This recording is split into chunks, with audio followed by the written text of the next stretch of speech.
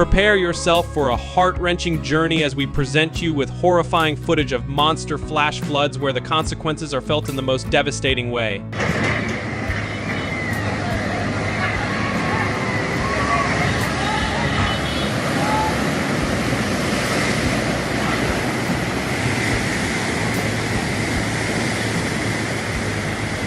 In this gripping video, we delve into the tragic events where entire towns were obliterated and lives were forever changed.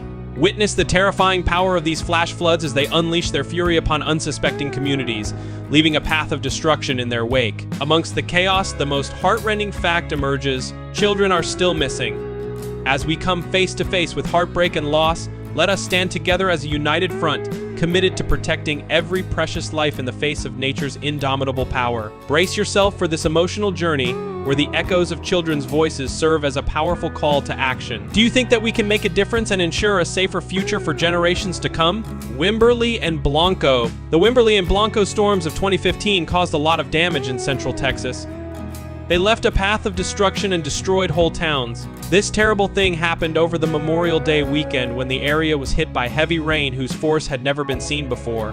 When the Blanco River got too big, it spilled its banks and sent a wall of water through the pretty town of Wimberley. In just a few hours, homes were destroyed, people died, and the close-knit community was changed for good. Residents were caught off guard when the Blanco River rose quickly because of the heavy rain, which caused a huge flash flood. Water rushed through the streets with an uncontrollable force, washing away everything in its path. Families who were having a quiet holiday weekend and didn't know that disaster was coming felt the effects of this event the most.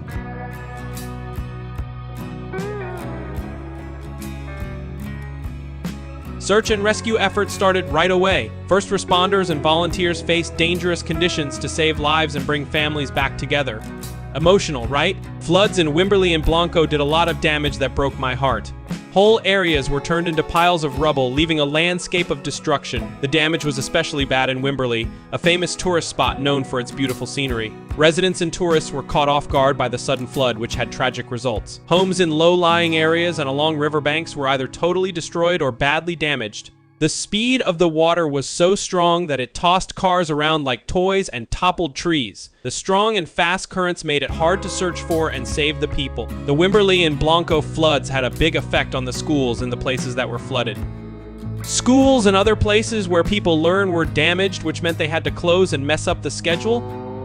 The loss of classrooms, libraries, and tools, among other things, made it hard to keep teaching going. Rescue workers and volunteers used boats and helicopters to get people out of trouble, find lost people, and help those who needed them. The people in the area came together to help the homeless and give them a place to stay. The loss of homes, treasured items, and most tragically loved ones left the community dealing with grief and the task of rebuilding. The people of Wimberley had to show how strong they were by sticking together and helping each other through the hard process of getting back on their feet. Mozambique. The lives of many become disrupted during a massive flood. Let's take a deeper look at this. The trouble.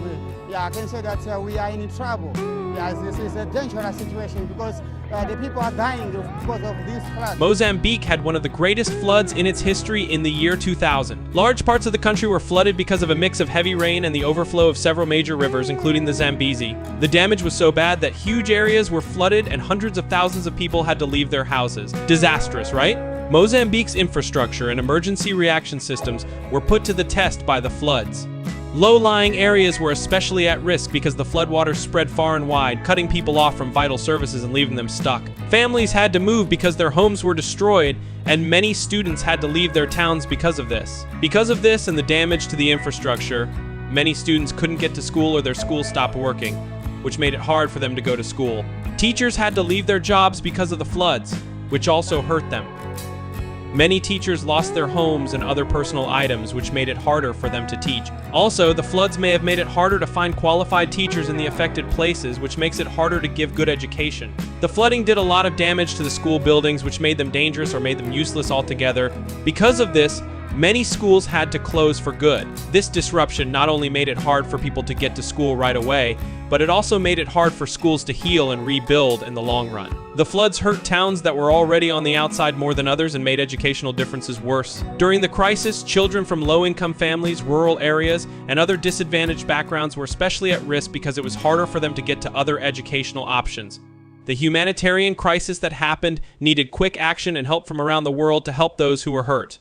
Rescue efforts, getting people food and clean water, and setting up temporary shelters became top goals to make sure the people affected would live and be healthy. Midwest and Great Plains. You cannot imagine the impact of the floods in the Midwest and Great Plains. The Great Flood of 1993 is an important part of American history because it affected many states in the Midwest and Great Plains. As a result of months of steady rain, rivers like the Mississippi and Missouri grew to record levels, drowning large areas and causing a lot of damage. This flood was different from other floods because it was so big and lasted so long. The people who lived along the rivers fought hard against the rising water. Levees were put under a lot of stress, and they often gave way to the force of the floods. Towns were turned into islands, and transportation routes and facilities were destroyed. Agriculture, transportation, and business all came to a stop, and the effects on the economy were huge. The Great Flood of 1993 showed how important it is to better handle floodplains and rethink how the country controls floods. It brought to the fore arguments about how land is used, the purpose of levees,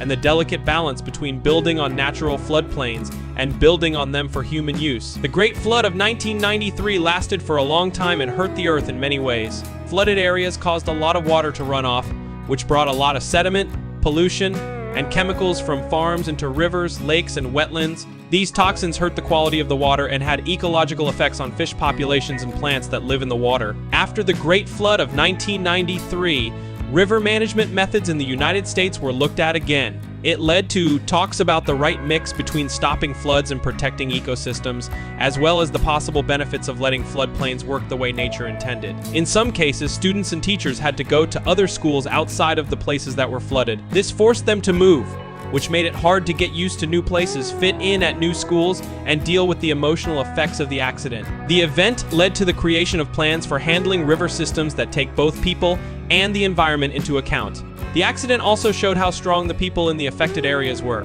Neighbors and strangers worked together to help those in need by giving them support, shelter, and other help. After these storms, it took a long time and a lot of work to get back on your feet. Rebuilding lives, homes, and facilities took a lot of time, money, and determination. People learned from what happened, which led to better disaster planning, early warning systems, and steps to lessen the effects of future floods. After the floods, the efforts to clean up and rebuild put a strain on education funds. Because of the flooding, many schools had to close because their buildings were flooded or were deemed dangerous. This caused a big loss of teaching time and messed up the school schedule, making it harder to finish classes and reach educational goals. Some of the money that would have gone to educational programs, materials, and staff may have had to be taken away to help with the pressing needs of flood recovery. This could have affected the quality and availability of educational resources. As we think about how terrible the flash floods were, let's not forget the children who went missing. Their faces will stay in our thoughts forever. Their absence leaves a hole that can never be filled, which reminds us of how important it is to be more prepared, improve early warning systems, and invest in structures that can withstand disasters. We can only try to stop more deaths and make sure our children, the hope and future of our world, are safe and healthy if we all work together and don't give up. Together, let's be a shining example of strength, ready to protect and care for every precious life that is threatened by the unstoppable power of nature.